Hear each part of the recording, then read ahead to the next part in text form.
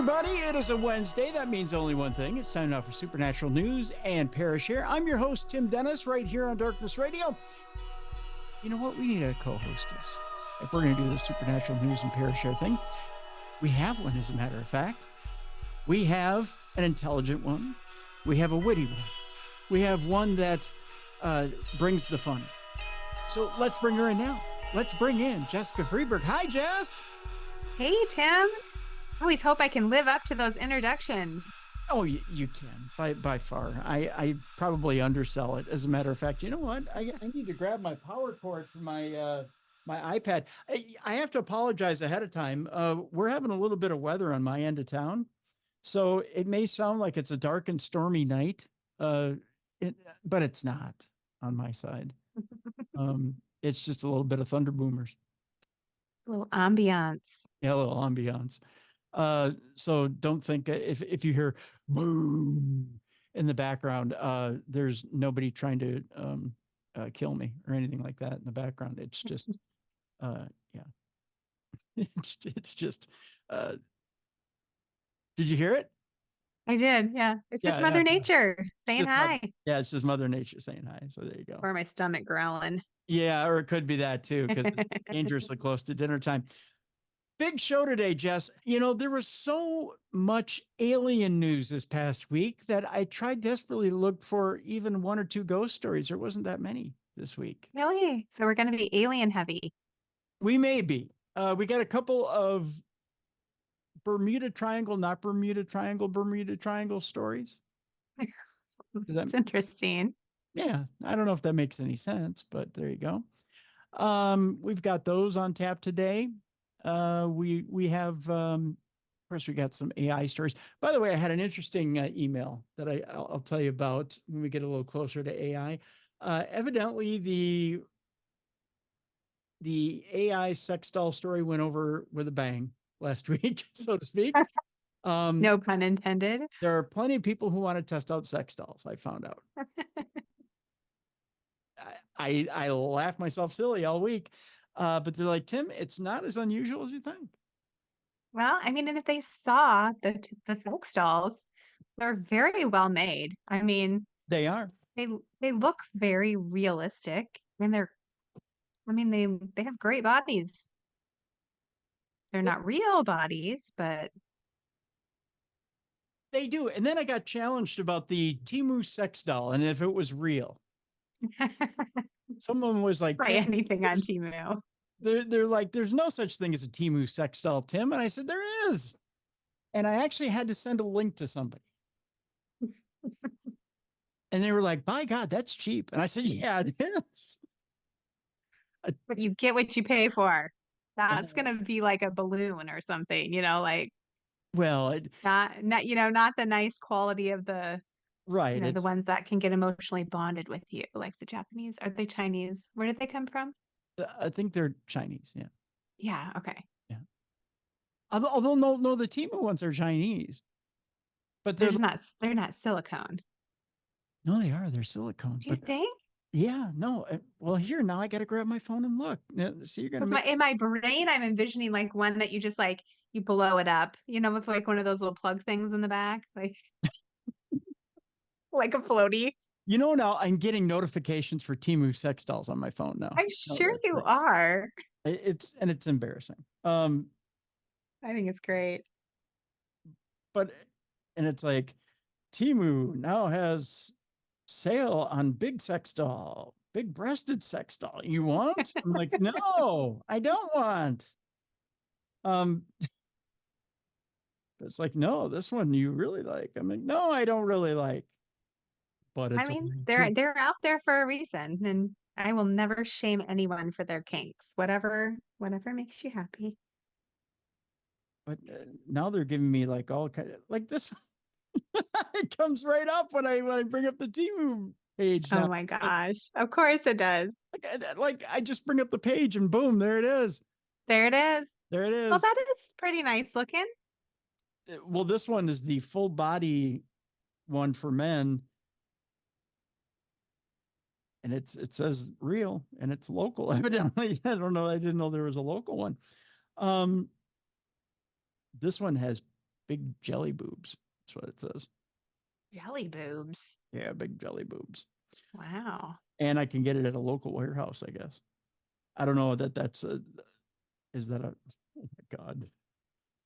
I don't know if Just waiting for you. Oh no, did you get a weird one? look at, that's the big jelly boobed one. Oh my gosh. She looks so real. And her boobs really do look very Jelly, jellyful. gelatinous, Jellylicious. jellylicious, She gelat. even has like a roll in her stomach where her belly button is. Yeah. Like, wow, these are just I'm impressed. And this is on Temu. I would have never. I would have been like the listeners who doubted you. I would have never believed it. I'm telling you. You can get anything on Temu. That one's $600. Whoa. Yeah, you can get anything on Temu. I'm not sure how much I would be willing to pay for a sex doll. Actually, I am 0. But if I Yeah, wanted one, I wouldn't pay it. I wouldn't pay a dime. 600, and that's cheap. You know, Because it's Temu. Everything on Temu is, cost efficient. do you know you can get a sweater for a hamster on Temu? No, You can. I want that. You can. Oh my gosh. Do you know I had a hamster in college? Did I ever tell you that story? Oh, did you? Not to totally take us off the rails, but one time in college I was sad. I was having a really bad week and I was just really blue, and my roommate, who's been my best friend since we were in elementary school, she leaves for a little bit and she comes back with a hamster. And she said, I Oh, just thought this would make you happy. And I'm like, oh my gosh, it does. And we had that hamster all the rest of college. aw. He was sweet. If we would have known you could get sweaters for him, boy, he would have been all decked out. Let's see if I can look it up real quick. Yeah, you can get a sweater for a hamster on Temu. You can get anything on Temu. I mean, I'm not saying it's well made or that it's going Well, to last, but I mean, you know, I hope your $600 sex doll does. I mean, I'm not it's getting it. expensive. I'm just saying that, I had a listener who's like, "You really get a sex doll on Temu?"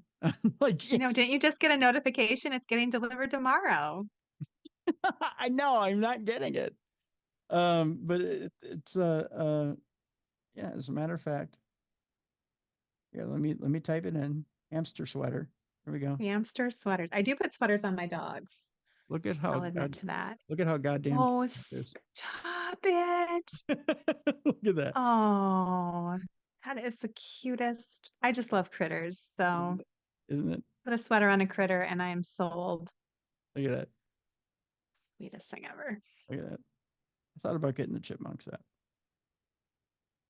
I mean, I'm against putting sweaters on chickens, but when I saw this right here, and I thought, would that fit on the chipmunks? I mean, It would. for fall, It would. little hoodie. Yeah. You could, bribe them with a little nut and get a little sweater on them while they're enjoying their nut. That didn't sound right. Everything I say sounds wrong. I know, but it's I fun. mean it innocently enough. But you just put the or this one. Oh, come on. This is a small pet sweater dress. That's a hamster. That looks like hamster angel wings. I mean, that looks like a. Oh, you can make your hamster into a little fairy.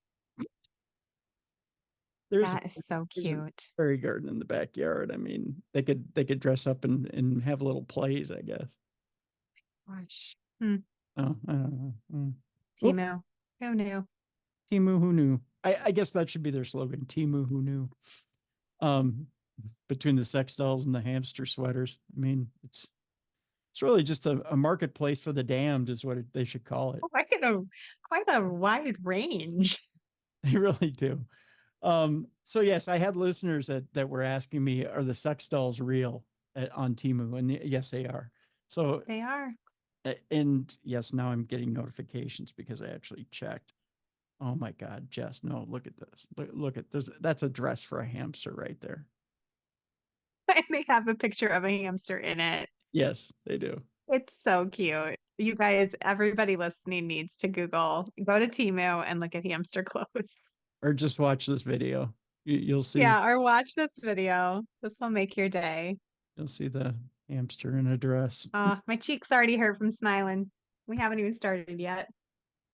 That's yeah, hamsters in a dress. Hashtag. Which somehow between the sex dolls and hamsters in a dress, somebody's got to get off today. That's all I'm saying. No! God, it's already gotten off to a horrible start. Anywho. So yeah, there's probably something weird in the AI story today. Just saying. Good. I'm ready for it. Okay. Just saying. But we'll start off today talking about aliens, of course, because there's a lot of alien stories. MUFON has unveiled an unidentifiable alien material. Remember a couple of weeks ago, we said MUFON was going to have this huge symposium where they claimed they had alien material. Well, they brought it out for the entire and it killed everybody. No, I'm kidding. No, see, that would have been a great movie, wouldn't it have been? They bring it out to the alien symposium and they're like, ladies and gentlemen, here's the mysterious alien material. And it ended up being like Venom.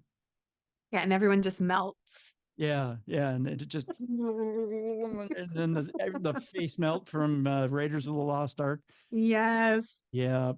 And then bingo, bango, bingo. That would have been it. This is a simulation of what the stuff looked like. Oh, it's just a tiny little thing. It's not even an inch wide. That's what she said. I knew it was coming. That's what she said. Number 2. The Mutual UFO Network showed off mysterious material that is thought to be from an alien spacecraft at the group's annual symposium in Irving, Texas.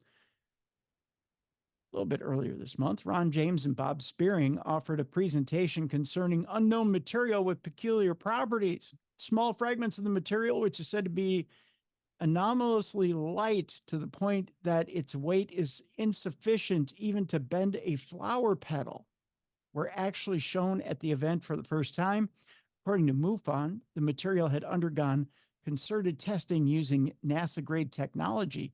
It was found to be around 90% unidentifiable.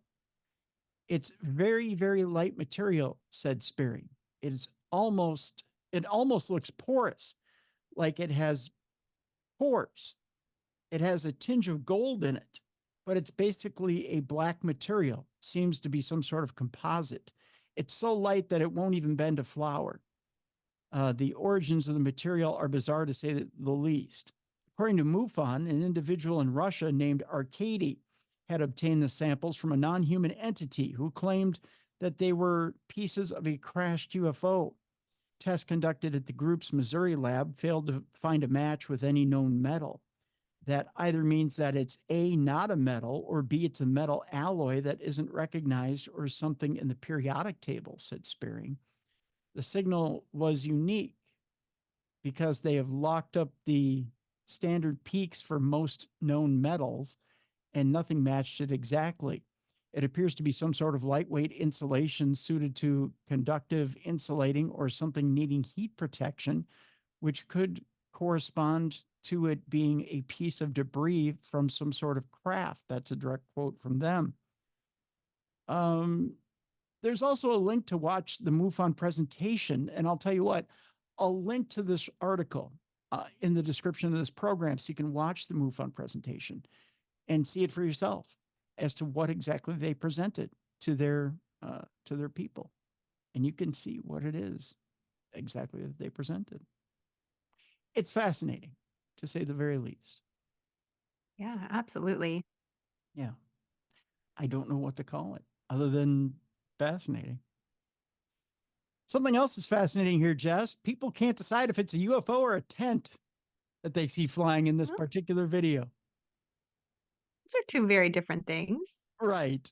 One is an unidentified flying object. The other is somebody's shelter for the evening flying through the air. I'm curious if that's what it is. How in the heck did it get up there? Right. And if it can maintain airspace for a little while, then I'm impressed. People are convinced they've spotted a UFO, but others think that it might be something else. a mysterious object flying in the air off the edge of a cliff has caused a stir online with users on X, formerly Twitter. Have you seen, by the way, that Elon Musk posted a week or two ago? Should we change the name back to Twitter? I didn't see that, but I wish he would. Yeah, even he, I think, is come to the grips of, you know what? I think people are tired of this now. They're tired It's of just calling it X. Twitter. Yeah. It's like when Prince changed his name. He was still Prince. Yeah, nobody Always called him Prince. Symbol Boy. No. No. Artist formerly known as. No, he was always Prince. And Yep. it's always going to be Twitter. Yep. It's always going to be Twitter. So users on X Twitter, we'll call it that, are arguing whether it was a tent or aliens. That's a big stretch. A tent or aliens, and whether the aliens were making their way to Earth at that point. A mysterious flying object has got everyone talking, with some certain that aliens are about to make their way down to Earth. The video, posted by No Context Memes on X, was quick to get everyone talking and has so far been viewed over 11 million times. The video shows what appears to be a large tent swirling around the sky as the owner can be heard less than optimistically shouting, "It might come back." One user seemed very sure about what he was witnessing in the video, saying, "That's obviously a UFO. Once it studies enough humans, it's not coming back." Another admitted that while they are a believer in genuine UFO sightings, this wasn't one of them. She said, "I fully believe in UFO or UAPs, but I also think that stuff like this accounts for 95% of reported sightings, LOL." A further comment read, "On the other side of the valley is some hiker videoing what he believes to be the most historic photo of a UFO ever taken." Despite this latest UFO sighting, that's in quotes, NASA concluded in a 33-page report last year that there is currently no evidence to suggest that UAPs have aliens on board. The last paragraph of the report read, "At this point, there's no reason to conclude that existing UAP reports have an extraterrestrial source. However, if we acknowledge that as one possibility, then those objects must have traveled through our solar system to get here." It continues, "Just as the galaxy does not stop at the outskirts of the solar system also includes Earth and its environs." Interesting point. I also saw an article, which I did not pull for this show, that says that the probability, again, you're going back to another theory, that there may be all of, I believe it's 4 galaxies out of 10,000 out there that may harbor aliens, is what they're thinking now, out of another theory. So the chances that there may be aliens out there are slim. Plus 4. Just 4. Wow. Based on the conditions in different galaxies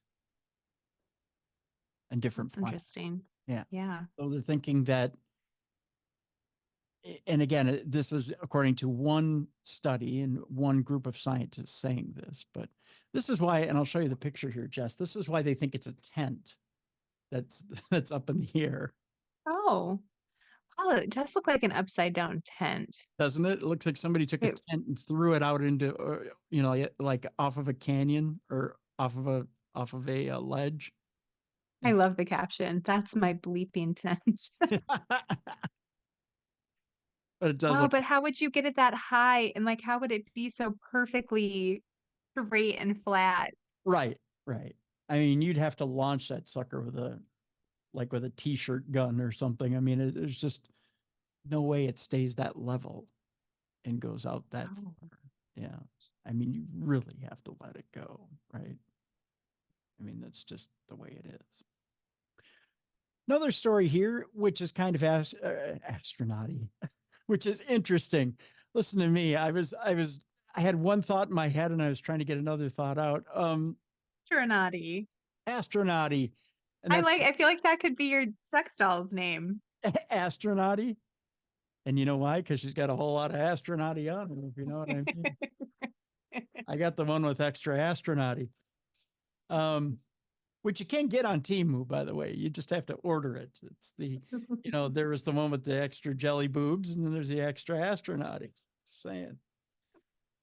I feel like I've spent way too much time on Temu sex dolls today. All right, back to the aliens. All right, back to the aliens. I feel like I should do a different story here. I know. Actually, let's deal with the astronauty stuff.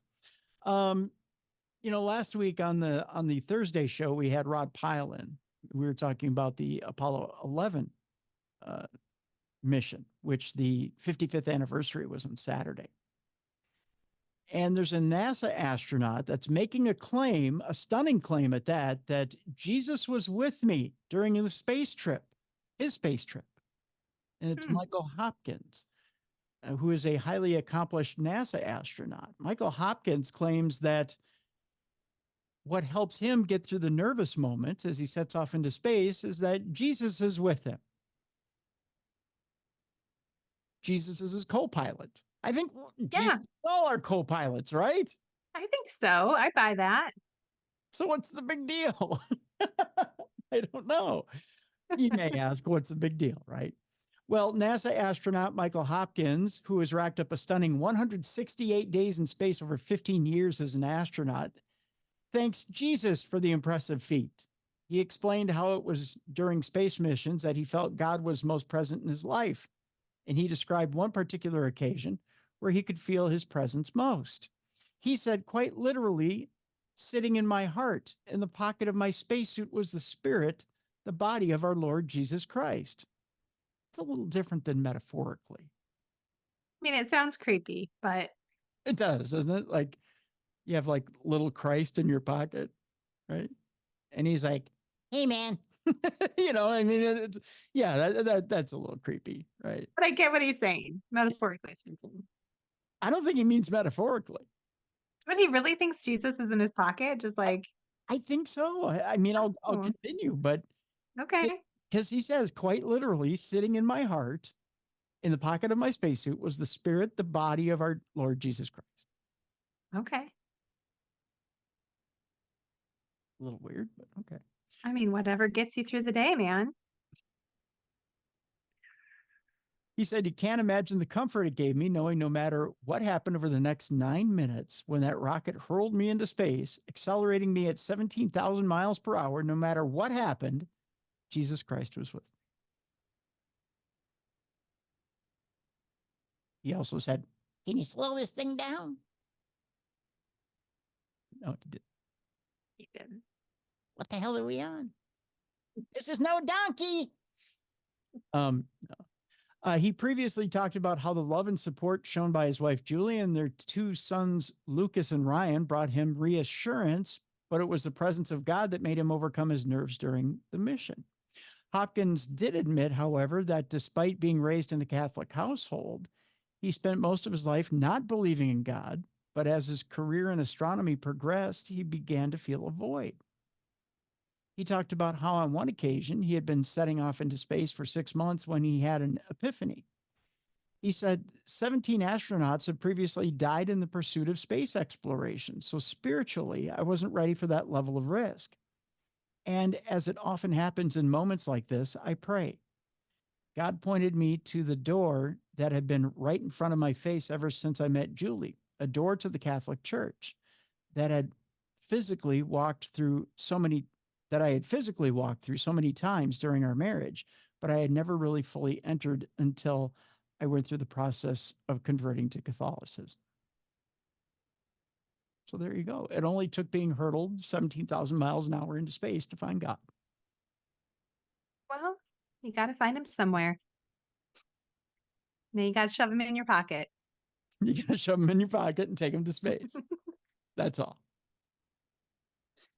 Did I ever tell you the most offensive button I ever had in my collection? No. What was it? I find it funny, but it just reminds you that God's always with you. This is going to offend everyone. Yes. But I find it hilarious and I like it. All right. Lay it on us. It says, it's a little tiny button I have, and I still have it in my van. I know it makes me sound creepy. I have it in my van. I have mobility issues, people. That's why I have a van. The little button I have it in my van. It says, I found Jesus. He was behind the couch the entire time. Just saying.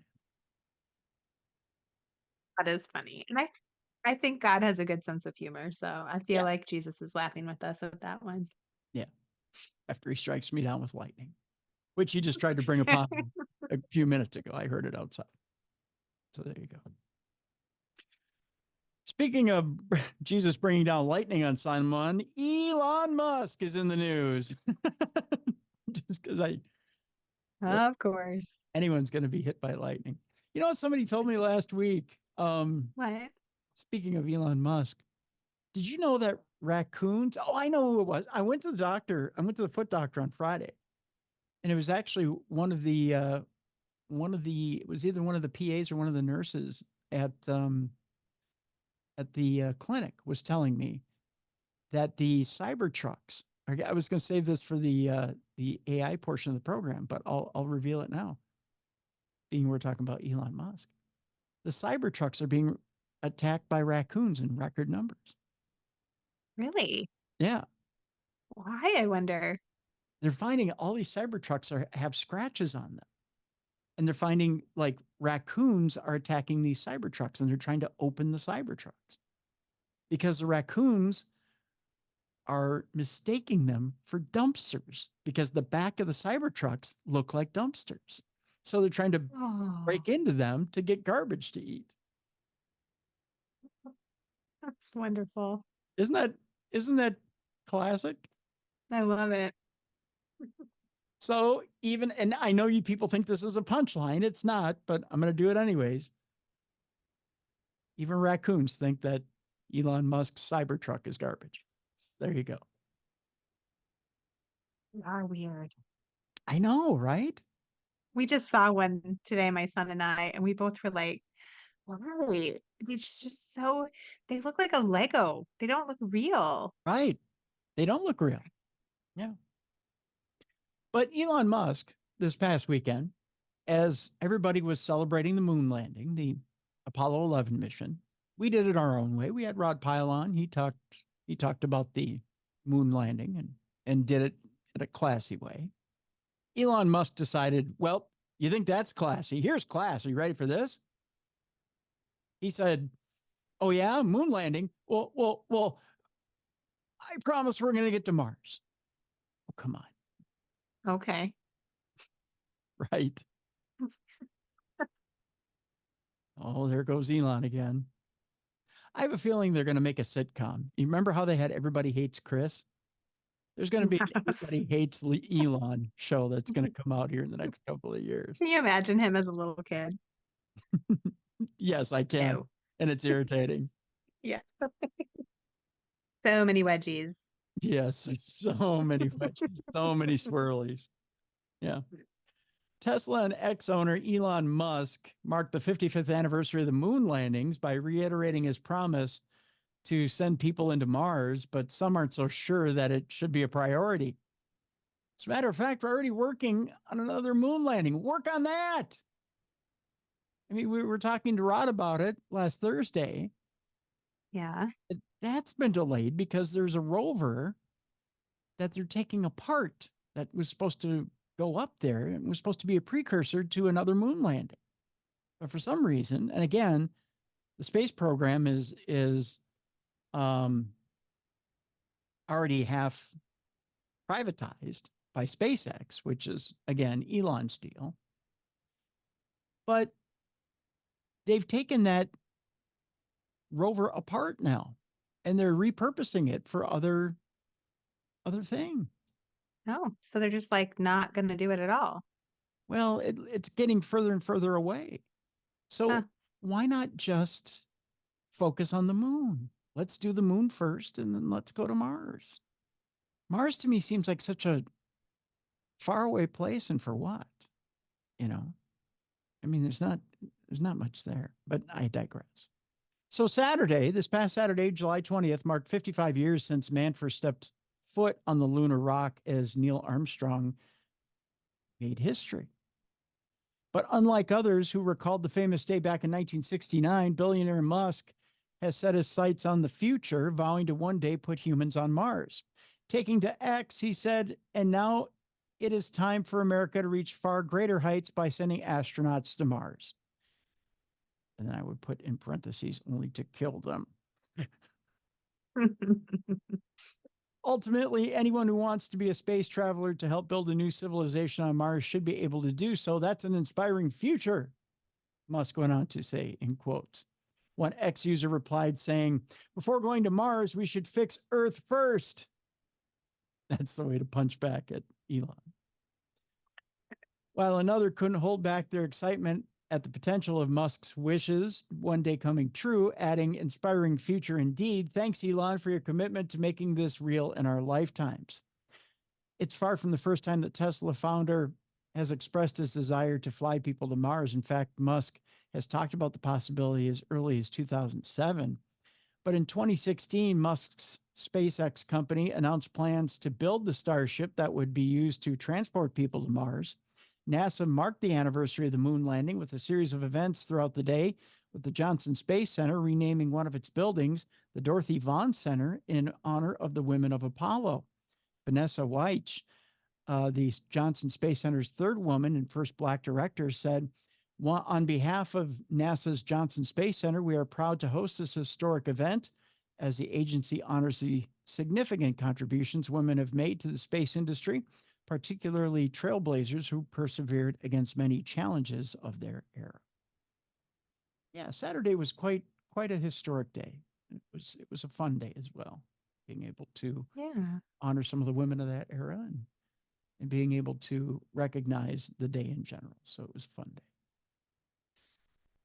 All right. Before we go to break, Jess, we're going to turn our attention to Venus. And the reason we're doing that is because there are some biosignature gases in the clouds of Venus hinting at the presence of alien life. Remember, I said probably 4 galaxies, which there's, okay. Right? Well, scientists have detected 2 gases indicative of life on Venus, and nobody can explain how they got there. With surface temperatures exceeding 860 degrees and crushing atmospheric pressures that are more than 100 times those found on our own planet, the conditions on Venus are undeniably hellish. But while the likelihood of finding signs of life on its surface remain low, scientists have long speculated that the primitive life forms could potentially eke out an existence high up in the clouds. Now it seems the likelihood of this being the case has been given something of a boost thanks to the discovery of what appears to be phosphine and ammonia in the clouds of Venus. These 2 gases are typically indicative of life, and nobody can find any non-biological process that could account for the presence of it there. Our findings suggest that when the atmosphere is bathed in sunlight, the phosphine is destroyed, said Dr. David Clements of Imperial College of London. All that we can say is that phosphine is there. We don't know what's producing it. Despite the excitement surrounding the finds, however, there is no guarantee that the presence of these gases in the atmosphere of Venus means that there's alien life there. It will also be necessary to determine that the findings themselves are correct. If they really confirm phosphine and ammonia robustly, it raises the chances of biological origin, said Professor Niku Madhudasan of the University of Cambridge. The next natural thing will be new people will look at it and give support or counter arguments. The story will be resolved by more data. All of this is grounds for optimism. If they can demonstrate the signals are there, well, then good for them, was the final quote on that story. Interesting stuff. Yeah. That's for sure. Well, I tell you what, we're going to take a break. When we come back, we're going to talk a little bit about possibly a positive side of AI today. Oh, you know what? I have one more story. I'm sorry. I have one more story, and then we'll go to break. Jack Osbourne's in the news. He had a terrifying experience with a shape-shifting Skinwalker type beast. Ooh. Yeah, I almost forgot about this story. Sorry about Feel that. bad for him, but I love the sound of this. Carry on. Yeah. Heavy metal legend Ozzy Osbourne has seen some crazy things in his time, but the same can now be said for his son, who has recalled encountering a shape-shifting evil during his trip to Utah. Jack Osbourne has had a terrifying experience with a shape-shifting evil witch known as a Skinwalker during his trip to Utah. The reality star's creepy encounter happened in an area famed for paranormal activity. Jack, the son of heavy metal legend Ozzy Osbourne and wife Sharon, was searching for proof of the ghastly being near the notorious Skinwalker Ranch in Ballard, Utah. In the Native American culture of the Navajo people, a Skinwalker is a type of, they say, harmful witch here, but we can debate that can disguise themselves as a type of animal. I think they might have I think it's kind of shady, their description, but we can argue it another day. They aim to cause physical harm and ultimately kill, it says here. Speaking on his Ghosts and Grit podcast, Jack said, I was at a distance and what I saw was someone running at full speed through the desert, pitch black, 25 miles away from the nearest town. I saw this thing through a night vision. At first, I thought it was a member of our production, and then it changed direction and ran over this bone. And I have no idea why. Why would someone be going for like a cross-country run through the middle of the Utah desert at 1 a.m.? Skinwalker Ranch attracts hundreds of UFO hunters each month, including celebrities such as singer Robbie Williams. It has been the location for numerous Bigfoot sightings and been described as an interdimensional portal. Jack also revealed that he got sick during his visit and lost 90% of the vision in his right eye, which is incredible. Wow. When he returned home, he was diagnosed with multiple sclerosis. The documentary maker added, I think it's very weird that I was there when it came on, and there's a lot of strange sickness and illnesses in the whole area. Jack and his team were warned about the ghoulish sorcerers by Utah residents. The producer added, we were interviewing some locals about their experience. We interviewed this Native American woman who was explaining, hey, don't F around with the skinwalkers or the skywalkers. They'll cut your hand off. They do that too. Either way. Either way. Be careful when you're here. This place is not fun and games. This is the real deal. When I was in the gas station, the guy behind the counter was explaining. He was like, where are you guys from? What are you doing here? I was like, oh, we're filming a travel show. He's like, well, you're in Skinwalker country here. You got to be careful. If you see any hitchhikers, don't stop for anyone. Just keep going. That's kind of a creepy message. Yeah, that's ominous. Yeah. All right. So when we come back, we're going to talk a little AI. We're going to talk about why, first of all, you've heard about the chaos that's been going on with the airlines and has been going on with other computer systems having to do with this Microsoft update. We're going to tell you why AI might have been a good thing and why AI might have quelled this and why this might have not even have happened had AI been in the picture. This might be a positive AI update today, Jess. We're also going to talk about why Japan has turned to AI to help them with their train lines. There's a huge humanoid robot out there that's actually straightened out the trains. Wow. Yeah. And then, of course, because you kids seem to like the AI sex toys, we've got another story for you on that front. Later on, we'll talk about a couple of different areas of the country that have their own Bermuda triangles. We've got one in Scotland. We've got one here in the States. And no, it's not the one you're thinking of. And a little bit down the line, we'll talk about why the football in Nebraska is to die for. That's how we'll end our show today. That's supernatural news today. And I've got a little bit of a follow-up today on a supernatural news story. So, or on a Parashare story. I'm sorry, on a Parashare story. So that's supernatural news for today, kids. And again, if you have a Parashare story and you want to turn it into us, you can do so by writing me at tim@darknessradio.com. You can put it in an email form.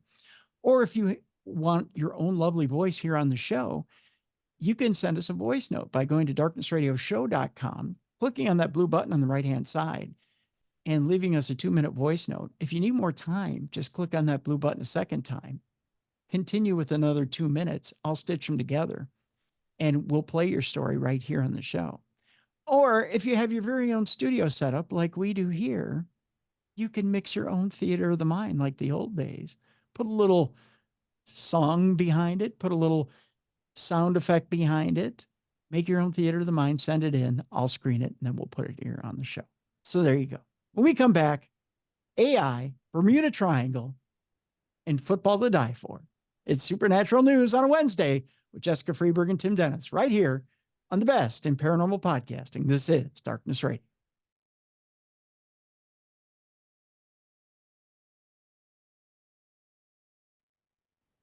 Welcome back to the best in paranormal podcasting. It's Darkness Radio on a Wednesday, Supernatural News and Parashare. Tim Dennis and Jessicafreeburg in. Jess, although it's raining outside, although the chippers are snuggled away with their little almonds and peanuts and they're chewing away and trying to get over their fear of lightning and thunder, I'm sure. It's still a beautiful day outside. All is well here at the house. I'm sure all is well at your house too. It is. Yeah. We don't let a little rain stop us because after the rain, there's sunshine and there's still green grass out there and blue skies and all is well in the world. We don't let little things stop us. We can't let little things stop us, even though there's been some glitches at the airport and things like that. Life is good. Life is wonderful. Life is... Oh! Yeah!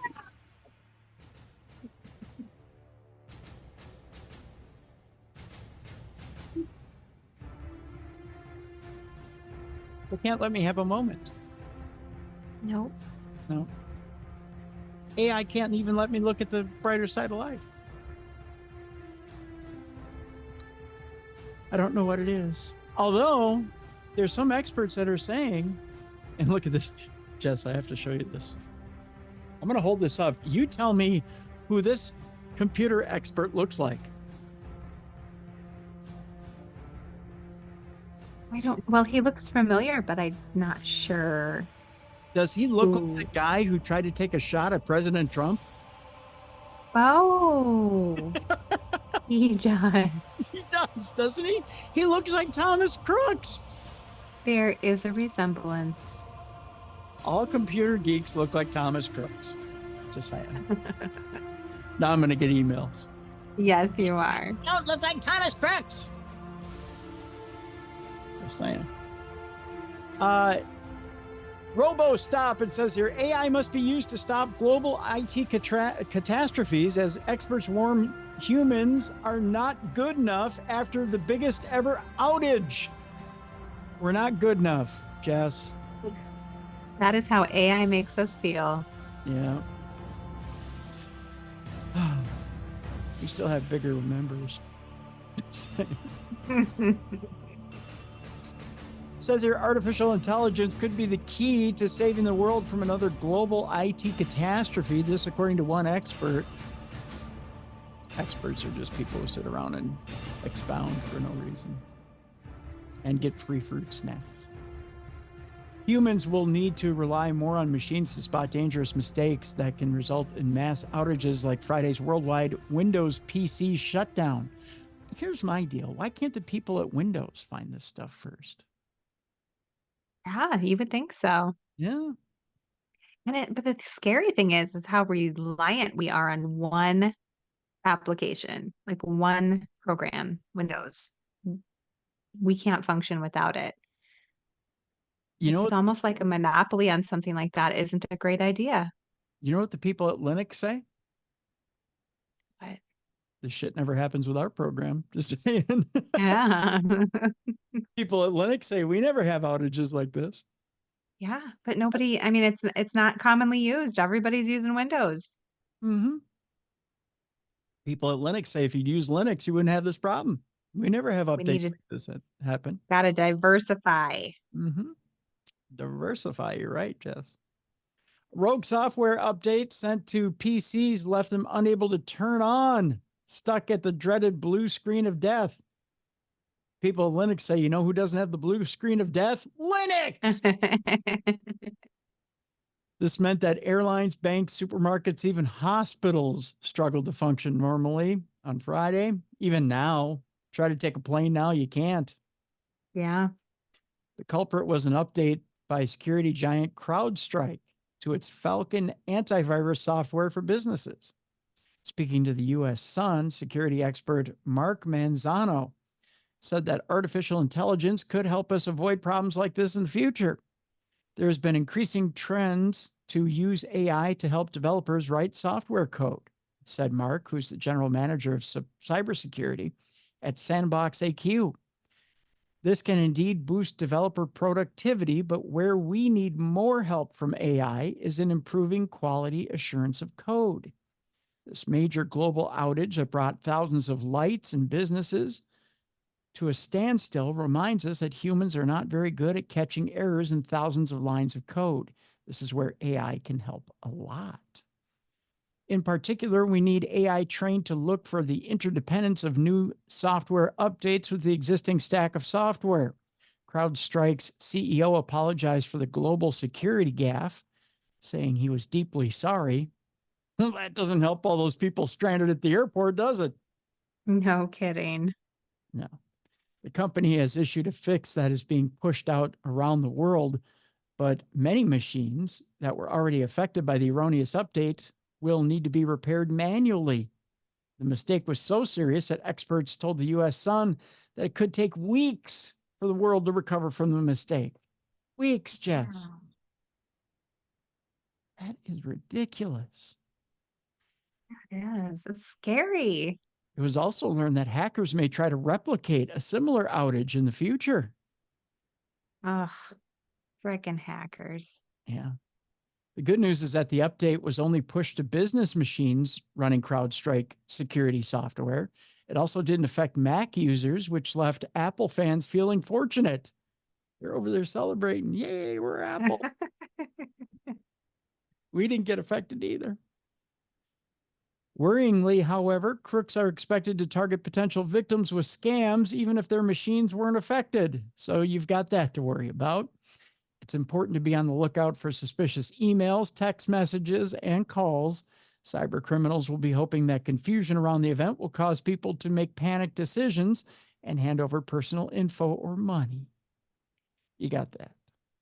A Microsoft spokesperson told The Sun earlier today a CrowdStrike update was responsible for bringing down a number of IT systems globally.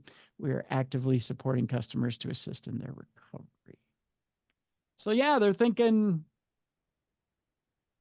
AI could have helped with reading code and catching this before it happened. That actually makes a lot of sense. I could see it. Yeah.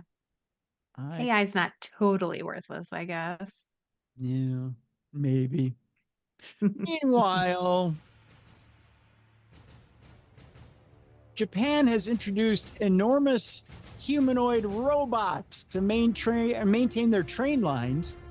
The 12-meter high machine has Coke bottle eyes and a crude Wall-E-like head, as well as large arms that can be fitted with blades or paintbrushes. I gotta show you a picture of this thing, Jess. Take a look at this. Can either paint you a picture or chop your face apart. That's right.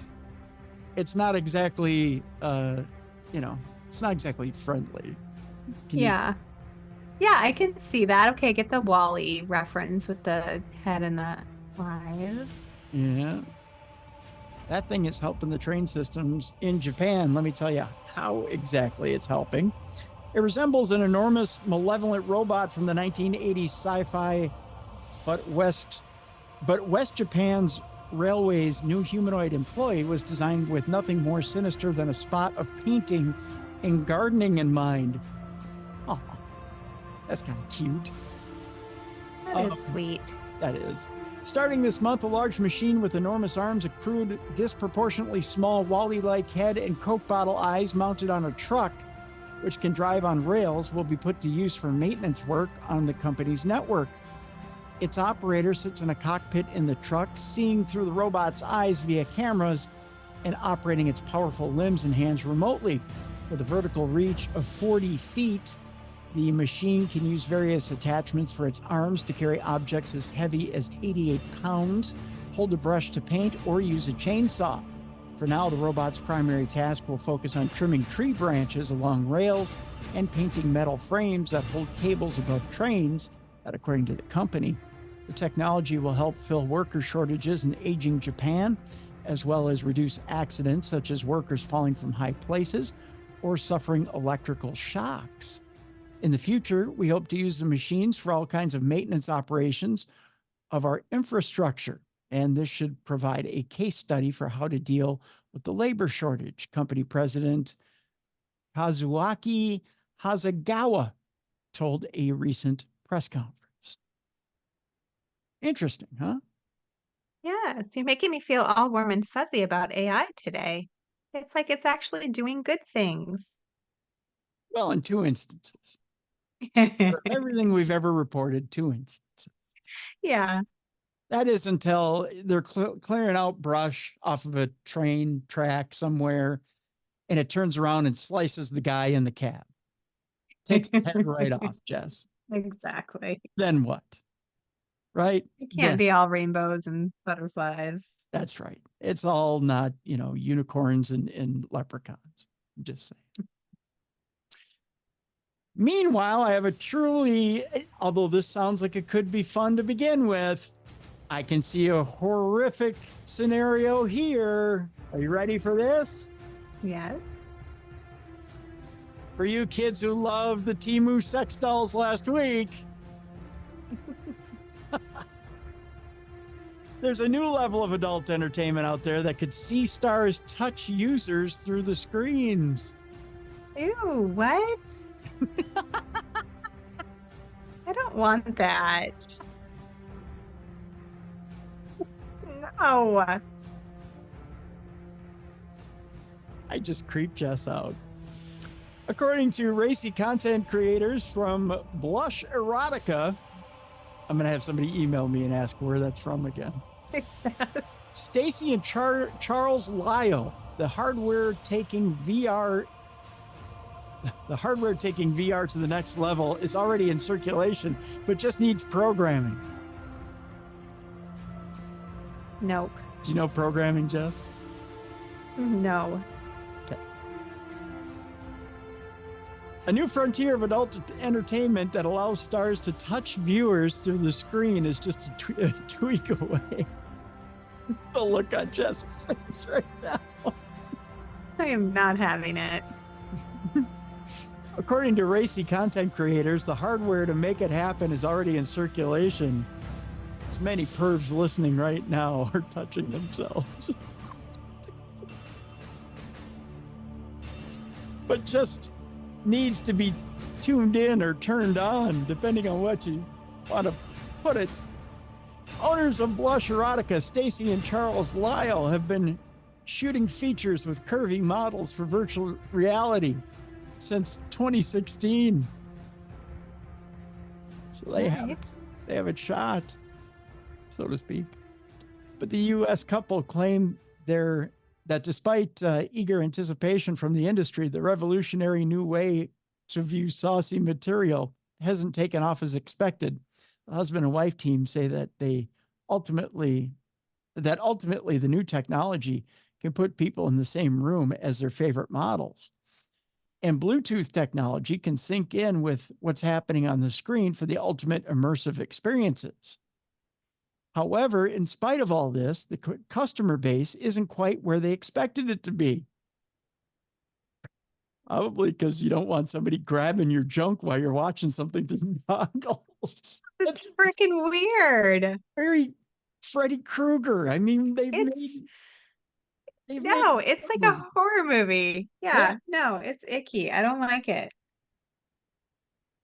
I mean, to me, the first thing I thought of is as you have a pair of VR goggles on and you think something's touching you, I just see Freddy Krueger with the claws grabbing your junk and ripping it off. Yeah. Have you ever been to one of those places where you do the virtual reality experience? We did one once and it was zombies. Mm-hmm. When I was with my kids and our exchange student and one of my best friends and her son. And it was like, felt real. Like they were so real coming at us. And I've never sworn so much in front of my children in my life because I'm terrified of zombies. But I don't want that in my saucy porn. It's just so weird. I don't Yeah. want that in anything, to be Yeah. honest. I just want to watch a show and be like removed from it. Yeah. Well, that's part of the safety of that. Part of the safety of horror is that you are removed from it. You're not directly, Right. and that you can kind of enjoy it without having to be immersed in it, right? And I think that's part of the, I hate to put it this way, but psychologically, part of porn for even porn addicts is that you're not involved in it. You're a voyeur. You're watching it. You're not, you're not involved in it. So there's a safety to it. But man, put yourself in Oh, the middle of it with a VR deal. no, we are just messing ourselves up. This is not healthy. Yeah, no, psychologically it messes with the mind. It truly does. I mean, I'm being Yeah. serious here. It truly messes with the mind because at that point, let's face it. I mean, and I'm being serious here now. You What then is normal? I mean, with a partner. I mean, your standards are blown out of the water, right? When it comes to Mm. what is normal with a normal partner. If you're engaging in VR stuff all the time, what's at that point, what do you expect out of a normal person? If you even go back to a normal person. Right. You can't be satisfied. I mean, it's just like with AI and in pictures too, though. Like we're diluting what is normal. Like normal is now all these retouched AI retouched filters and everything that you put on your videos or you don't look real anymore. I Yeah. mean, I do because I don't really use them, but you see people and it's like so if you look like a normal person, you look in the mirror and same thing for this. Like you have a normal relationship with a normal person, a normal, healthy, Yeah. Yeah. living, breathing relationship. Yeah. Yeah. No, you're It's right. so weird. You're right. So weird, Tim. It says, however, in spite of this, the customer base isn't quite where they expected it to be, which is probably a healthy thing. Charles said, I was aware of VR when it first came to market and I was excited for it. I thought 2017 was going to be the year. This is when everything was going to happen. I actually filmed 10 VR scenes and I thought VR was going to take off. And every year since, I've been like, this is the year. And it has not been the year yet. Stacy added, what blows my mind is that these people own these headsets and have no clue about the experience that awaits them on the other side. It's just literally being in the room with your favorite adult entertainers. The couple say that the headsets are struggling to break from their image of being for gamers. Stacy said it's unlikely that anyone apart from gamers would likely want to invest in a headset to simply watch adult content. Well, you're right. They probably wouldn't. Um, so they have created their own branded headsets for a fraction of the price, which allow users to insert their phones and experience what's available. Honestly, we're just trying to get people to understand that you can watch pornography in these headsets and enjoy yourself, said Stacy. And as far as user experiences are concerned, the couple say that the technology to accompany the visuals is coming on leaps and bounds. They said that some sites allow users to go into a virtual private room and engage with the models, while others can remove the background and have models in the viewer's own house, which is a little creepy too. More and more companies are starting to add Bluetooth capable toys that are scripted, said Charles. So AI goes through and it finds the points, he explained. If a woman is going up or down, it'll find a point and it'll stick to it. So whatever motion that is going to happen on toys, we're actually working directly with love events to add it to our site. Charles continued, I think the future of this would be haptic suits, which are full body suits and they go by vibration. So if a person is touching you, the vibration goes to the point wherever they're touching you. So they'll be able to have that full experience. That's kind of, That's what the zombie game had. Like you yeah, felt like you were being grabbed. It was horrifying. That's just so weird. Yeah, that is a little weird. Anyone watching the video is going to see my face. It's the whole time you're reading it. I'm just like, Yeah, I can see it. You're I'm distraught. yeah, you are distraught. Yeah. There's a metaverse where people are currently wearing their haptic suits in a sleep room. So people go in this room and they find someone to cuddle with, and they're literally cuddling in VR throughout their time of sleep. The haptic suits are available, but they've not made it into the porn industry. It's just a matter of programming. Somebody needs to say what we're going to start adding this feature onto our scenes, or that we're going to start adding this feature onto our scenes. I guess to each their own, if that's what you want to do. But how immersive do you need the experience to be? I guess that's the question. How much do you need? You know, do you None of not it. have an imagination? I mean, Yeah. We're ruining our imaginations. yeah, I don't know. I don't know. I find it slightly disturbing, but that's just me. That's just me. I'm right there with you. Teach to each their own. I yeah. Mm. It's true. I teach their own. True. Yeah. But it makes me sad for anyone who would want that because it's not mentally healthy to, I think it's just going to take away from true relationships because you don't need true relationships anymore because you have fake ones. You have imagined ones that now give you all the satisfaction of a real relationship. I just don't think that's healthy. No, especially since, you what's the point at that point? Why wouldn't you just, I don't know. I don't get it. I It's don't. less creepy to me to hire someone to, they say there's those people out there who you pay to be like give you hugs and snuggle. Like it's not even sex, it's just a snuggle prostitute or whatever. Like that would be healthier to me than It is. buying a suit to sleep Yeah. in. Yeah. Well, it would be because I mean, at that point, you're actually getting real human contact. Yeah, actual Yeah. warm-bodied human touch. Yeah. And But someone that you can interact with, and someone who could, even as weird as it sounds, even in a business transaction like that, at least in the business transaction, you might have a chance of actually being a friend with that person. Like they could say, hey, you know what? If you want to come on by and they might have some concern for you, like, I'm really concerned about you. Are you depressed? You might want to go get some therapy or something like that. They could actually show concern for you. What does a suit do for you? You just fall. I You don't could, know. you could fall deeper and deeper into depression. I You're know there are a lot of lonely people in the world, which is very sad, but this just creates more of a dark hole for yeah, loneliness. yeah, yeah. And it's mentally it's dysfunctional.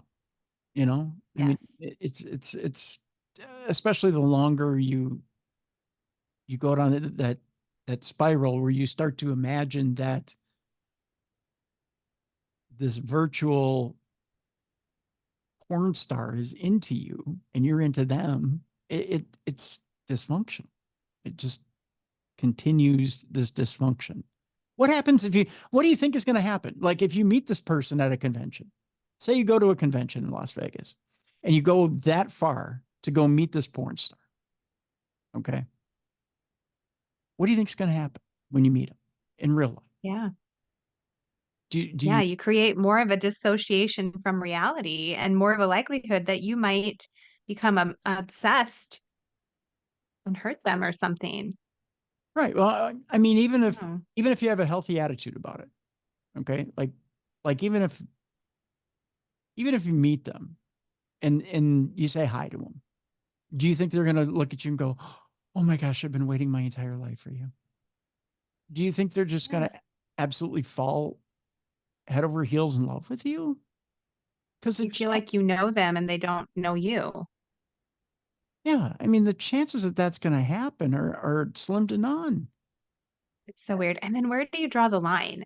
This takes me, I don't want to go too deep, but this takes me back to a play that my daughter was in. My middle child did a lot of professional acting, and one of the shows she was in was called The Nether. And it was based on this idea of virtual reality and going into virtual reality to be happy and to do things like this, right? To have relationships. And in this play, it was all about almost like a brothel where people who were pedophiles would come and have an interaction with the child. Weird. Yeah, it was the weirdest. I mean, it was a great play, but it was so dark. But to like listen to this, it sounds so similar without, that little bit darker piece of it with the pedophilia, but then the question becomes, where do you draw the line of what people can do in these virtual reality games or whatever they're doing? Yeah.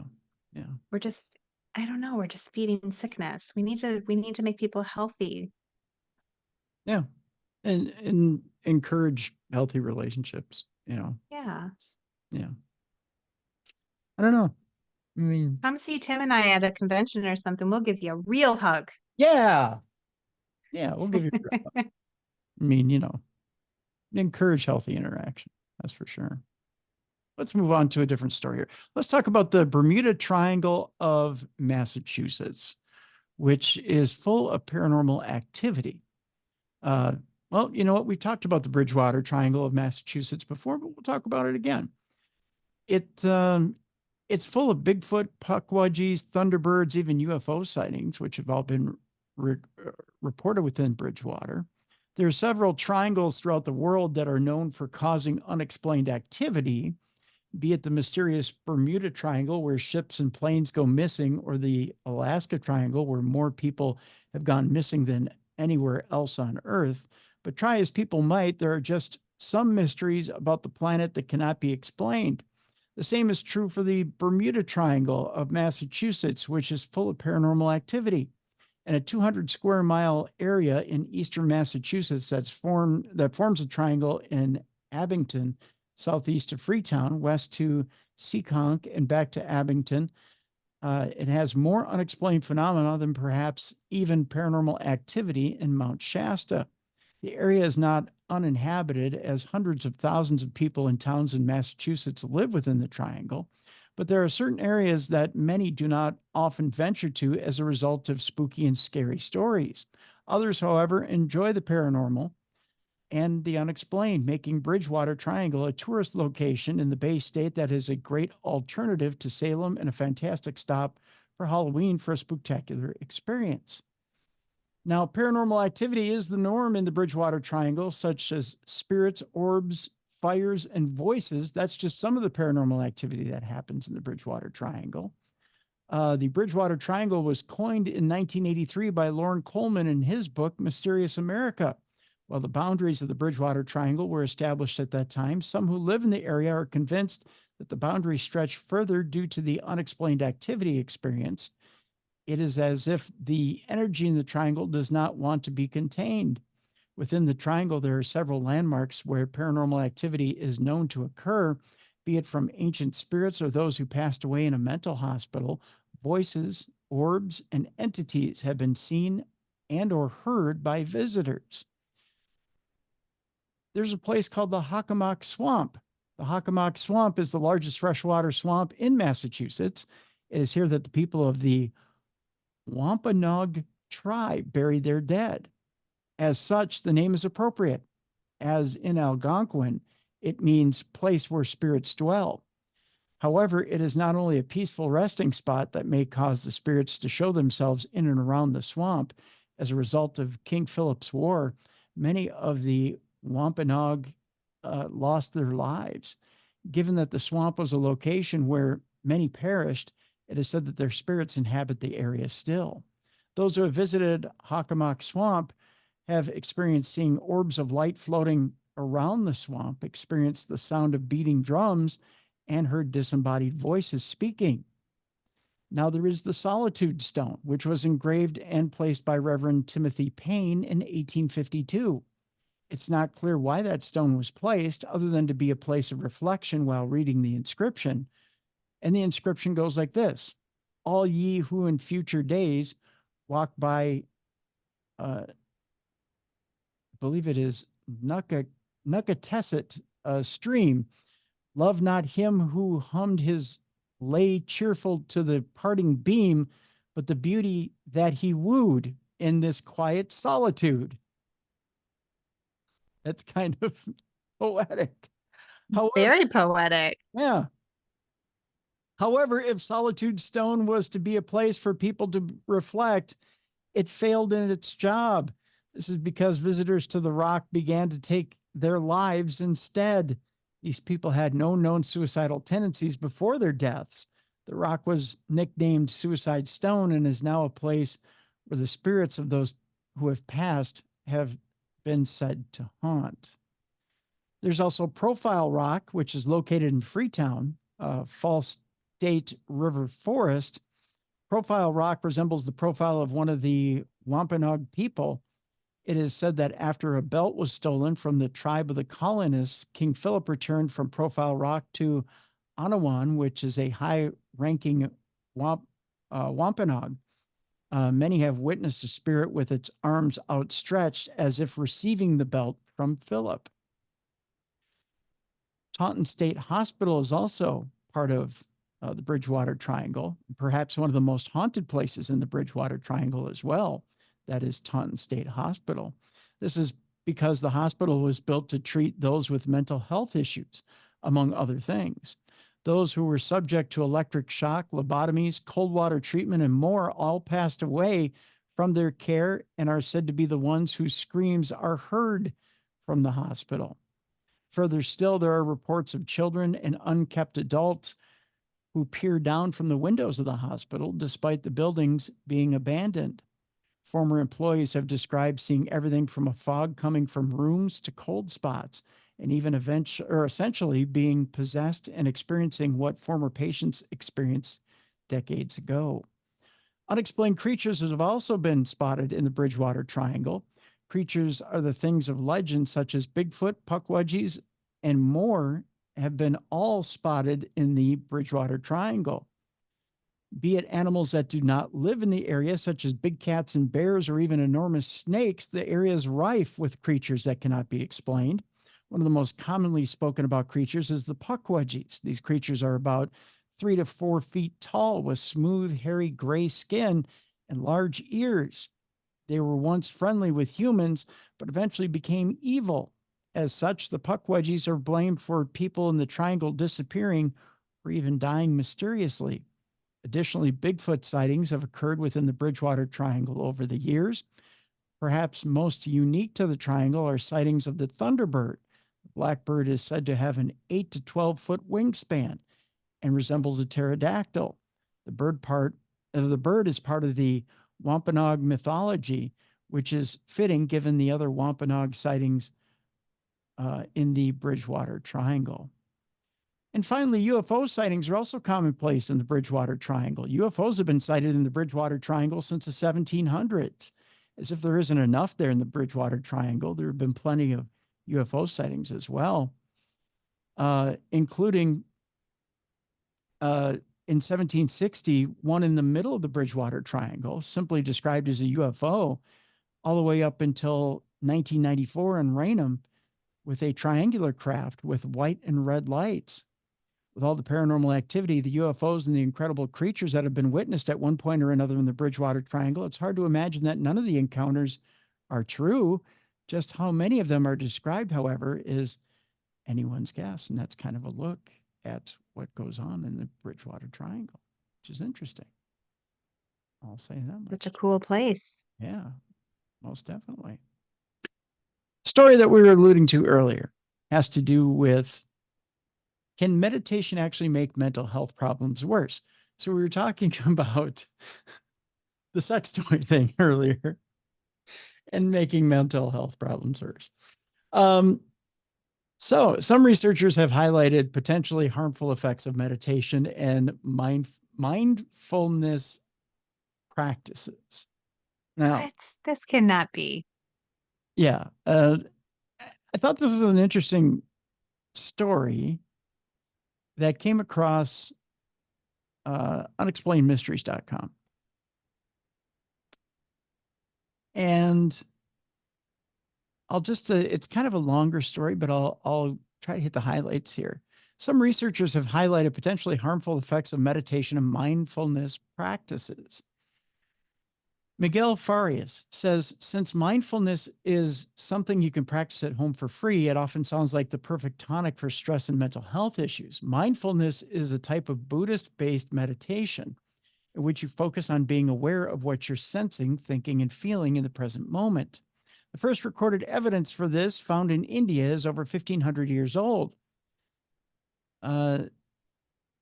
Is it the the word is a little messed up. The Dharmatic or Dharmata meditation scripture, written by a community of Buddhists, describes various practices and includes reports of symptoms of depression and anxiety that can occur after meditation. It also details cognitive anomalies associated with episodes of psychosis, disassociation, and depersonalization, or when people feel the world is unreal. In the past 8 years, there's been a surge of scientific research in this area. These studies show that adverse effects are not rare. A 2022 study using a sample of 953 people in the US who meditated regularly showed that over 10% of participants experienced adverse effects, which had a significant negative impact on their everyday life and lasted for at least 1 month. According to a review of over 40 years of research that was published in 2020, the most common adverse effect of meditation were anxiety and depression. These are followed by psychotic or delusional symptoms, disassociation or depersonalization, and fear or terror. Research also found that adverse effects can happen to people without previous mental health problems, to those who have only had a moderate exposure to meditation, and they can lead to long-lasting symptoms. The Western world has also had evidence about those adverse effects for a long time. In 1976, Arnold Lazarus, a key figure in the cognitive behavioral science movement, said that meditation, when used indiscriminately, could induce serious psychiatric problems such as depression, agitation, and even schizophrenic decompensation. There is evidence that mindfulness can benefit people's well-being. The problem is that mindfulness coaches, videos, apps, and books rarely warn people about the potential adverse effects.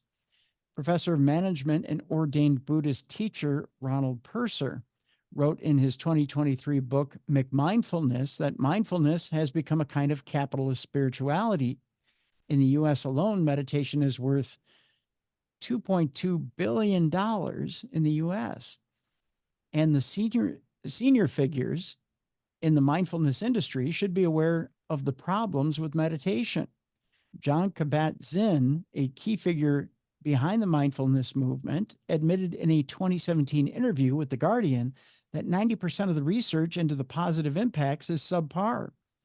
In his foreword to the 2015 UK Mindfulness All-Party Parliamentary Report, John Kabat-Zinn suggests that mindfulness meditation can eventually transform who we are as human beings and individual citizens, as communities and societies, as nations, and as a species. This religious-like enthusiasm for the power of mindfulness to change not only individual people, but the course of humanity is common among advocates. Even many atheists and agnostics who practice mindfulness believe that this practice has the power to increase peace and compassion in the world. Media discussions or mindfulness has also been somewhat imbalanced. In 2015, this gentleman who wrote the article, his book with clinical psychologist Catherine Wickholm, Buddha Pill, included a chapter summarizing the research on meditation adverse effects. It was widely disseminated by the media, including a New Scientist article and BBC Radio 4 documentary. So there's some ethical implications as well. They ask, is it ethical to sell mindfulness apps, teach people meditation classes, or even use mindfulness in clinical practices without mentioning the adverse effects? Given evidence of how varied and common those effects are, the answers they say is no. They say for now, if meditation is to be used as a well-being or therapeutic tool, the public needs to be informed about its potential for harm. So you can't, in other words, issue a warning before it's ever used. Yeah, fair enough. Yeah. So were you aware that there was possible side effects to meditation? I mean, I would be aware that people could use it like a Band-Aid for a more serious problem and not actually get the help that they need. Mm-hmm. That to me is what I would see as the primary negative effect. But I meditate every day, certified mindfulness meditation coach. Like I love it. I can't imagine not doing it, and I can't see any negative effects in my personal world, but we're all different. So Yeah. And that's the thing. I mean, if you don't have a predisposition for that type of illness, then I suppose it doesn't bring it out in you. yeah. Yeah. And for some people it helps, with anxiety and depression. But again, if you have like a severe anxiety depression problem and you're just trying to, you know, put a fresh coat of paint on the problem, not really deal with what's kind of falling apart on the inside, then that's a problem. Yeah. Yeah, absolutely.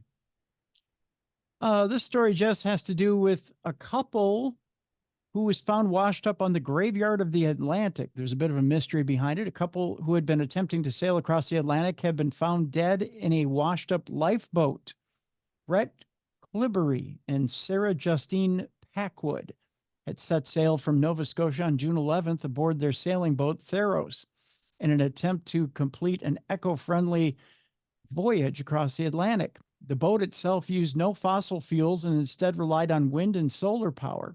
Sadly, things seemingly hadn't gone according to plan, as according to reports, their bodies were found washed up in a lifeboat along the shoreline of Sable Island, which is a remote piece of land known as the Graveyard of the Atlantic, which is situated around 180 miles off the shore of Nova Scotia.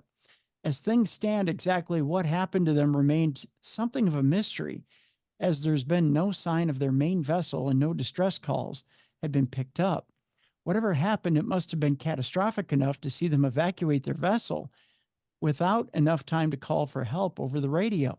Their last post on social media was posted on June 11th, and it read, Captain Brett and First Mate Sarah set sail on the second leg of their Green Odyssey on board Theros, a Gibsy 42-foot sailboat, powered by the wind and sun, heading east to the Azores.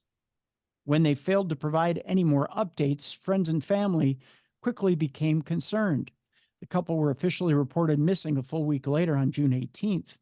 One theory currently being considered is that the couple's vessel had been struck by a ship, though so far no conclusive evidence on this has been found. The incident remains under investigation and no further update has happened at this time, a Nova Scotia RCMP spokesperson told Mail Online.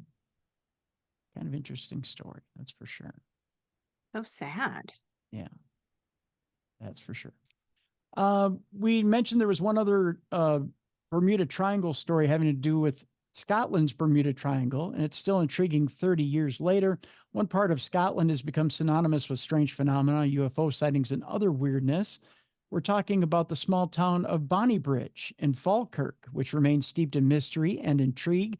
One of the earliest accounts of UFOs in the region was reported in 1992 by local businessman James Walker, who had been driving along when he was stopped by a mysterious, luminous, star-shaped object that was hovering in the middle of the road. The encounter ended when the object flew off at incredible speed. In the months and years that followed, hundreds of UFO sightings were reported in the region, including accounts of alien abductions and people being buzzed by strange objects in their cars. Local councillor William Buchanan has heard more than a few strange tales in his time. He says, I was in the house one night and I'd just come back from the council. And what happened is I'd seen a car coming into the driveway and I went out to find out who it was. He said during a recent Talk TV documentary, it was a chap I've known all of my days. And he says, is it okay? Can we talk? The man recounted to him a very odd experience that had allegedly taken place after he had met a woman that he was having an affair with in a remote location. The next thing is, coming into the woods there, up came these 6-foot black aliens looking in the windows. And then the next thing, he was in a spaceship and he was getting prodded, Buchanan recalled. He says, since this happened, we've had ESP, or extrasensory perception. He says, I can levitate. I've got all these strange powers. That is a weird story. That is so weird. He went out to the forest for some hanky panky and he got abducted by aliens. Yep. And now he's got powers. That's amazing. That is freaky. Hey, if getting some gets you that, I'm all for it. As things stand, the man's claims have yet to be corroborated, but it is the sheer number of unusual stories to have come out of the area around Bonnie Bridge that has made it such a notable location. Even today, people are still reporting strange sightings and encounters there. Exactly why this should be the case, however, remains unclear. But that's Bonnie Bridge for you. So go get a little and end up with some powers. There you go. Not going to get that from a sex doll. That's right. There's no Timu sex doll that'll give you ESP. I'll give you that. That's what I'll give you right there. So. And finally, today, we talk about Nebraska football. That's so good, it's to die for. Almost literally.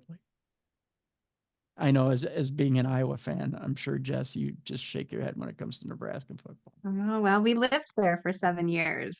Did you? So I'm familiar with the Cornhusker love. Are you? Okay. Well, Yeah. This will be an interesting story for you then. Nebraska regent suggests putting fans' ashes under the football field, but her idea was dead on arrival. This is how we close today's show. A University of Nebraska regent has proposed a way for lifelong Cornhusker fans to carry their support into the afterlife. It turns out when Memorial Stadium undergoes its next renovation, Regent Barbara White of Omaha suggested building a columbarium under the football field where departed fans can have their ashes interned.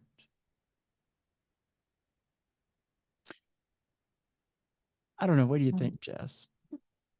Do you want your ashes? I think it's an interesting way for them to make money because I'm sure it's not going to be free. No. Turns out the idea might be dead on arrival. Her fellow regents laughed at the proposal at a recent meeting. Yeah. Not the response she was hoping for, I'm sure. No. White's acknowledged that she made her pitch lightheartedly. Oh, no, just kidding. Oh, sure. No, just jokes. Just joking. Just jokes. But didn't think any proposal should be dismissed out of hand, with the university facing a $58 million budget shortfall. Oh, wow. Yeah. The price for niches where cremation urns are stored could vary depending on location, with a spot under the 50-yard line or end zone sold at a premium. Well, of course, they're premium seats, if you know what I mean. I'm just saying, you got, give yourself one of those. Revenue, she said, would go to academics. They're literally dying to get in the classroom. Yes, that's for sure. Yes. One thing I know best about Nebraska is how much the football team and the volleyball team mean, White said. We really do love our sports teams and follow them everywhere. It's part of being a Nebraskan. So why wouldn't being buried under the field be a great way to be close to your team forever? Because you don't want ghosts haunting the football team. That's why. Place is going to be haunted. So it was a kind of combination of needing money, talking about ways to get it, and then kind of trying to say, let's use our imaginations, Whites went on to say. Fans wishing to scatter a loved one's ashes at their favorite team stadium is not unheard of, and there are columbariums and other fan memorials at soccer, rugby, and horse racing venues in Europe. There are cemeteries and columbariums at Notre Dame, Texas A&M, and military academies that are unaffiliated with sports. That's nice, but for you Cornhuskers. So it's a thing. Yeah. You Cornhusker fans, I don't know. Would you want to be buried under the 50-yard? That's true. No, personally, no. But I'm sure there are plenty of people who would love it. Oh, I'm sure. Yeah. But yeah. I don't know. If I'm a Viking fan, do I want to be buried under US Bank Stadium? Probably not. Probably not my first choice. Just saying. I just can't. I can't wrap my head around it. I'm not. It's not my first choice. It's not my. No, Not mine my neither. bag. Not my bag. Not my bag. Not what I'm thinking. So. Not what I'm thinking. Throw me in an ocean. Throw you in an ocean? Yeah, just throw my ashes in the ocean, not my body. I don't want to. I don't want to burial at sea, pirate style. But Hmm. Yeah, there you go. There you go. Let's see. Our guest for tomorrow on tomorrow's show, right here on Darkness Radio, Christopher Jordan. We have a very interesting program with Christopher. If I told you, Jess, that we all go on paranormal trips. We all go, especially the trips that you'll be offering with Ghost Stories Inc. If I told a lot of your compatriots on these trips that they're not scientifically doing an investigation, even if they think they are, even if they think they're conducting the most scientific trip or scientific investigations, sorry, that they think they're doing. If someone says to you that they're a skeptic and they believe in science, if they've got a group together, and no, we conduct a scientific investigation.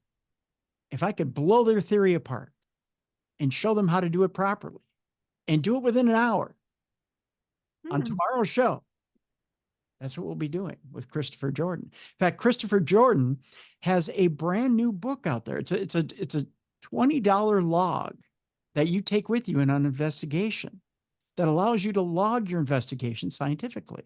It's basically a DIY that allows you to conduct a scientific investigation from start to finish. that's interesting. Yeah. So we'll talk about that tomorrow. Christopher also creates binaural beats and uses music in helping the mind. So it's a fascinating program.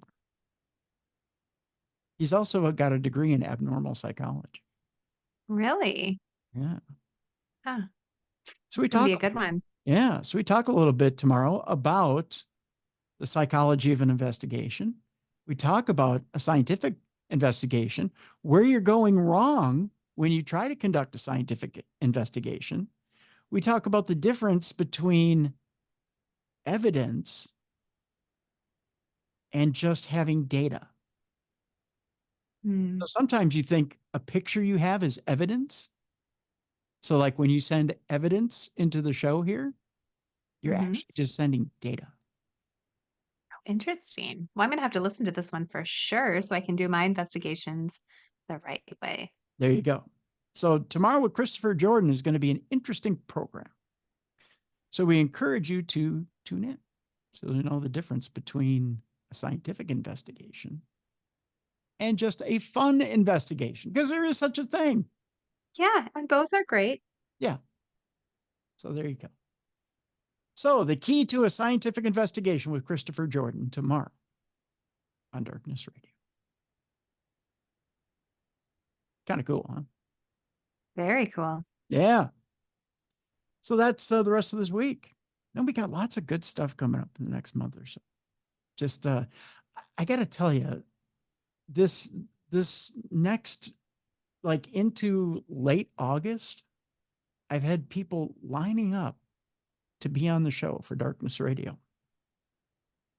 A good problem to have, sir. That is. It's a fortunate issue to have. So, and they're good people too. They're very interesting topics.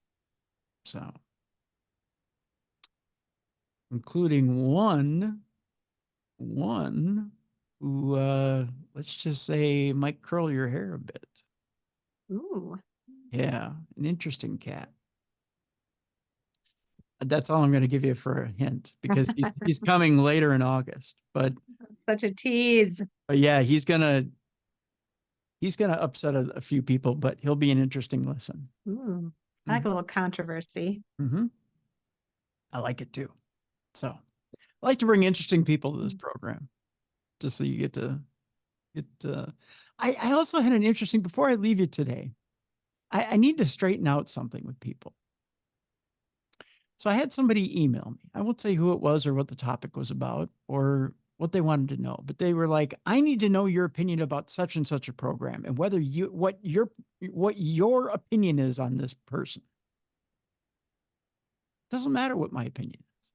It was about an interview I did. No. That's not why I do interviews. Yeah. I do interviews to tell people stories so that you can form an opinion. Right. I give you their story because they have something of merit. They have something of interest. They have an interesting story. They have something of worth for you to mull over. You're to take it in and form an opinion. You tell me. You get a hold of me. You tell me what you think. Yeah. You know, do they have something? And then let's talk about it. You don't need to know my opinion. I don't have an opinion. The whole reason I went out and got them is because I think they're interesting. Right. If I didn't think they were interesting, or that they didn't have anything, then why would I bring them on? It's kind of redundant to ask me what I think. So I won't give you an opinion. Oh, I'm sorry. Go ahead, Jeff. I was just going to say it's part of being a journalist. Yeah. I don't have an opinion. And I shouldn't. If you email me asking me for an opinion, I'm not going to give you one. And it's not because I'm being an ass. It's just that I bring on guests because I'm genuinely interested in what they have to say. And I know you guys will be interested in what they have to say, whether it be positive or negative. You may or may not believe in what they have to say. And that's okay. You don't have to believe it. Just listen. That's all. And then you form your opinion and then email me. Let me know. I want to know. Either way. And we can discuss it because I'd like to know. That's all. So that'll do it for today. Jess, you have dates listed for the Palmer House and you have books on presale, right? I do. So if you go to my website, you can find the pre-sale links. You can find the links for the events. I have one that's ready for sale right now, and there is a special code for you guys. If you're interested in joining us, the code is darkness20 for 20% off your tickets. So you can use that for VIP experience or a regular ticket, whichever you would prefer. That's wonderful. So November is the first one, right? Yes. Yep. Excellent. That's going to be our 1920s speakeasy event. Nice. So I encourage you all to come out. We have links in the description of this program. So links for the events, links for the books that are on pre-sale right now. I encourage you to do both the events and the books. Go get them right now. Again, tomorrow on the show, Christopher Jordan, scientific investigations and binaural beats. We'll talk about both. For Jessicafreeburg, I'm Tim Dennis. Join us tomorrow for the best in paranormal podcasting. This is Darkness Radio. For more audio and video archives of the show, go to darknessradioshow.com. Thanks for watching.